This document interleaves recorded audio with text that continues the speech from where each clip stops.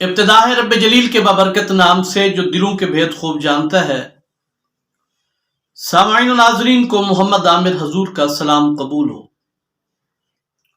دوستان گرامی قدر، اصلاح معاشرہ کے حوالے سے دو مشہور زہداء کرام کے واقعات آپ کی خدمت میں پیش کروں گا۔ مختصر سے واقعات ہیں اور انشاءاللہ العالمین ان واقعات کو سننے کے بعد یقیناً آپ کے دل میں اعمال صالحہ کی رغبت پیدا ہو جائے گی۔ یہ واقعات عوام الناس کے لیے بھی مفید ہیں اور اس کے ساتھ ساتھ خطبہ حضرات کو بھی بہت زیادہ علمی مواد اس سے مہیا ہوگا۔ تو ویڈیو آغاز کرنے سے پہلے دوستوں کی خدمت میں گزارش ہے کہ میرے چینل کو سبسکرائب کریں، ویڈیو اچھی لگے لائک اور کمنٹ کریں، اور سب سے ضروری بات اس ویڈیو کو شیئر ضرور کیجئے گا، کیونکہ آپ کے ایک شیئر کی وجہ سے بہت سارے لوگوں کا فائدہ ہو جائے گا۔ تو آئیے ویڈیو کا باقاعدہ آغاز کرتے ہیں۔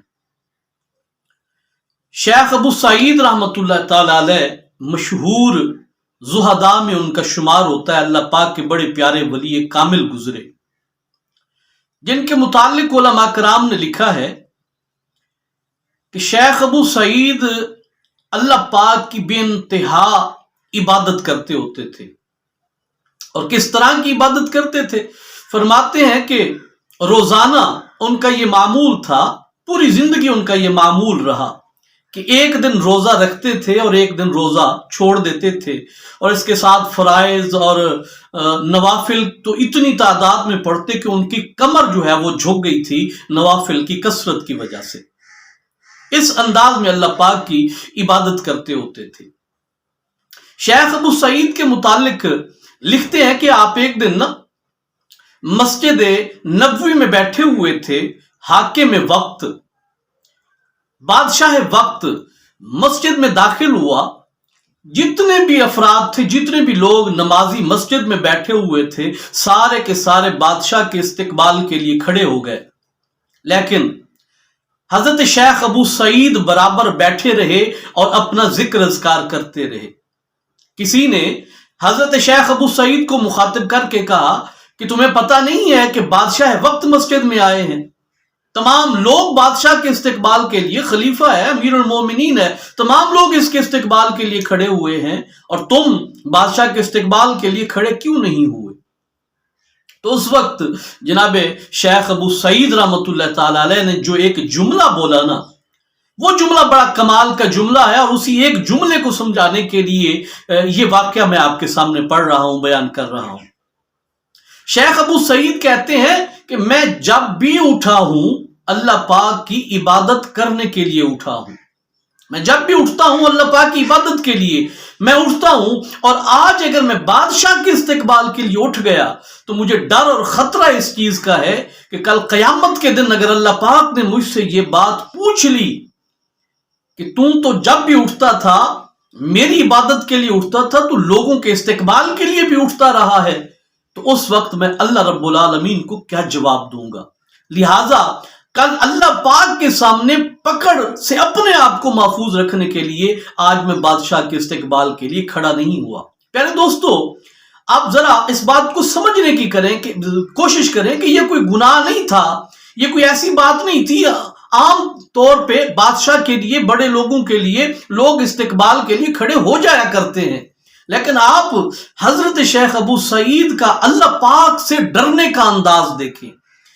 ایک طرف ان کا نام دیکھیں کتنا بلند نام ہے، اولیاء کاملین میں ان کا شمار ہوتا ہے، پھر آپ ان کی عبادت کی کثرت دیکھیں کہ جب تک زندہ رہے روزانہ ایک روزہ رکھتے، ایک دن روزہ رکھتے، ایک دن جناب چھوڑ دیتے تھے، روزہ نہیں رکھتے تھے، یہ عبادت ہے ان کی۔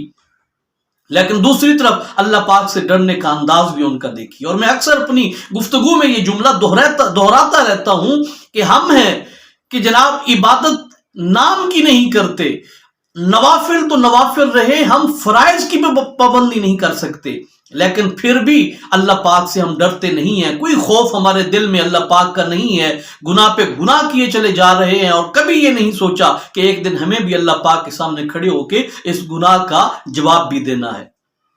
تو यकीनन इस वाक्य को सुनने के बाद हमारे दिलों में आमाल सालिहा की रगबत भी पैदा होगी और अल्लाह पाक का खौफ और खशियत भी हमारे दिल में पैदा होगी। इसी तरह का एक वाकया आमाल सालिहा की रगबत आपके दिलों में पैदा करने के लिए, जनाब हजरत सफवान बिन सुलैम रहमतुल्लाह ताला अलैह किसी तारुफ के मोहताज नहीं है, बहुत ही मशहूर शख्सियत है, अल्लाह पाक के बहुत ही प्यारे और नेक बुजुर्ग गुजरे हैं। उनके मुतालिक उलमा कराम ने लिखा है कि जब सर्दियों का मौसम होता ना तो आप नवाफिल पढ़ने के बाद, फराइज पढ़ने के बाद, इशा की नमाज फर्ज बाजमात पढ़ने के बाद जब अपने घर आ जाते, जरूरियात से फारिग होने के बाद जब आप नवाफिल पढ़ना शुरू करते सर्दियों में, पता है आप क्या करते? आप अपने मकान की छत पे चले जाते। उनका जो बाला खाना था उस मकान की छत पे चले जाते और छत पे ठठरती हुई सर्दी में, कोई चार दीवारी नहीं है, सामने खड़े हुए हैं, ठठरती हुई सर्दी में आप सारी रात खड़े होकर अल्लाह पाक की इबादत में गुजार देते। और जब गर्मियां आती तो गर्मियों में अपने आप को कमरे में बंद कर लेते और सारी रात अल्लाह पाक की इबादत में गुजार देते। हालांकि होना इस तरह चाहिए था कि सर्दियों में कमरे में आके इबादत करते, गर्मियों में मकान की छत पे चले जाते, लेकिन नहीं, वो ये कहते थे कि हुजूर सल्लल्लाहु अलैहि वसल्लम ने जो फरमाया है कि अल्लाह पाक की इबादत करने के लिए अपने आप को जितनी भी मुशक्कत में डालोगे अल्लाह पाक उतना ही अजर अता फरमाएंगे। तो लिहाजा सर्दियों में आप अपने आप को मकान की छत पे खड़ा कर लेते और गर्मियों में मकान के अंदर बंद कर लेते भी, सर्दियों में ठंड लगे, गर्मियों में गर्मी लगे, और फिर इन मुशक्कतों को बर्दाश्त करके अल्लाह पाक की इबादत करने के बाद आखिर पे बारगाह खुदाबंदी में जो दुआ या जुमला बोलते ना, वो तड़पा के रख देने के लिए काफी है। इतनी कोशिश काविश के बाद, इबादत करने के बाद ना आप बारगाह खुदाबंदी में अर्ज करते, इलाहुल आलमीन, इंसान होने के नाते मैं यही कोशिश कर सकता था लेकिन मुझे अपनी इस इबादत पे मान नहीं है, अगर मेरी कयामत वाले दिन बख्शिश होगी तो वो आपकी रहमत के सदके होगी। सुभान अल्लाह। प्यारे दोस्तों, जब मैंने ये वाकया पढ़ा ना, यकीन जाने काफी देर तक मैं इस वाकये को पढ़ने के बाद सोचता रहा कि हम अपने आप को देखें ना, ये जो हमारे बुजुर्ग हैं, औलिया कामिलीन हैं, ये हमारे लिए रोल मॉडल हैं। हमें इनकी जिंदगी को अपने लिए मशाल राह बनाना चाहिए और इनके तरीकाकार के मुताबिक जिंदगी जो है ना वो बसर करनी चाहिए। बहरहाल अल्लाह रब्बुल आलमीन की बारगाह अक़दस में दुआ है कि अल्लाह रब्बुल आलमीन हमारे दिल में आमाल सालिहा की रग़बत पैदा करे, हमारे दिलों में भी खशियत और खौफ खुदा पैदा करे। अपनी राय से आगाह कीजिएगा, अपना ढेर सा ख्याल रखिएगा। बहुत जल्द दोबारा मिलेंगे, तब तक के लिए मुझे इजाज़त दीजिए। अस्सलामु अलैकुम व रहमतुल्लाहि व बरकातुहू।